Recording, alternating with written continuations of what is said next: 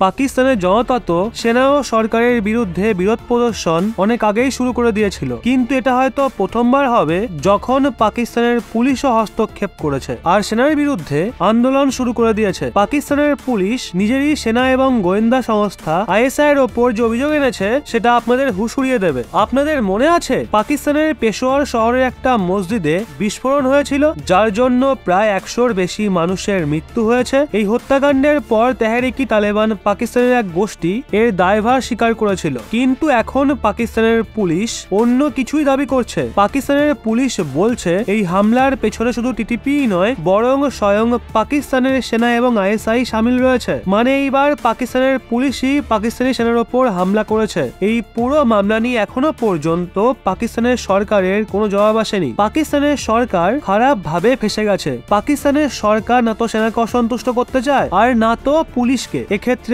পাকিস্তানের সরকার এই বিষয়ে চুপ থাকাই ভালো বলে মনে করেন। পেশোয়ারের পুলিশ এখন রাস্তায় সেনা এবং আইএসআই এর বিরুদ্ধে নেমেছে। পুলিশ সেনা ও আইএসআই এর বিরুদ্ধে আওয়াজও তুলেছে। রিপোর্ট অনুযায়ী এমনটা প্রথমবার হয়েছে যখন উর্দি পরা পুলিশ কর্মী পেশোয়ারের পুলিশ ক্লাবের বাইরে জমা হয়ে যায় আর তারা তাদের গোয়েন্দা সংস্থার বিরুদ্ধে আওয়াজ তোলে। এই পুলিশ কর্মীরা মসজিদে আত্মঘাতী হামলা নিরপেক্ষ তদন্তেরও আবেদন করেছে। পুলিশরা বলেছে তাদের বিরোধ সিস্টেমের বিরুদ্ধে। আপনারা এই বয়ানের অর্থ বুঝুন।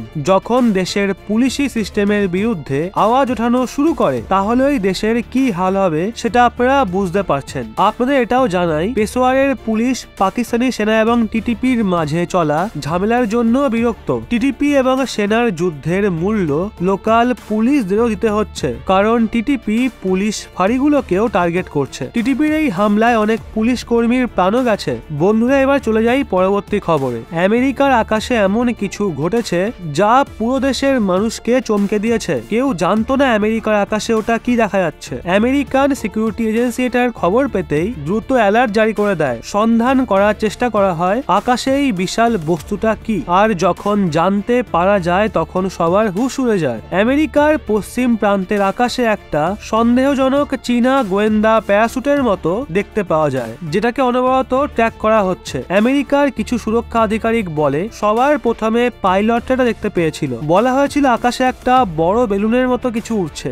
বিমান ওড়ানো পাইলটরা বলে এই বেলুন অনেক বড়। আমেরিকান সুরক্ষা আধিকারিকরা বলছে তাদের পুরো বিশ্বাস রয়েছে আকাশে ওরা এই গোয়েন্দা বেলুন চীনেরই। আমেরিকা বলছে চীনের এই গোয়েন্দা বেলুন সংবেদনশীল স্থান থেকে তথ্য জোগাড় করার চেষ্টায় ছিল। আমেরিকান আধিকারিকরা সঙ্গে সঙ্গে এই বেলুনকে শুট করেনি, কারণ যদি এই বেলুনকে সঙ্গে সঙ্গে শুট করে দেওয়া হয় তাহলে ভূমিতে সেগুলোর টুকরো পড়ার সম্ভাবনা রয়েছে। কিন্তু অনবরত এই বেলুনের মুভমেন্টকে ট্র্যাক করা হচ্ছে। একজন সিনিয়র সুরক্ষা আধিকারিক বলে যদি হোয়াইট হাউসের তরফ থেকে এটাকে ধ্বংস করার আদেশ জারি করা হয় তাহলে ওই পরিস্থিতির জন্য সরকার F-22 এর মতো যুদ্ধ বিমানকে রেডি করে রেখেছে। বিপদের অনুমান করার জন্য আমেরিকান সুরক্ষা মন্ত্রী লয়েড অস্টিন শীর্ষ সৈন্য আধিকারিকদের সঙ্গে সাক্ষাৎ করেছেন। আপনাদের মনে আছে কিছু সময় আগে চীন ভারতের ওপর নজর রাখার জন্য নিজের গোয়েন্দা জাহাজ পাঠিয়েছিল। চীন অনবরত শত্রুদের ওপর নজর রাখার জন্য নতুন নতুন পরিকল্পনা করে।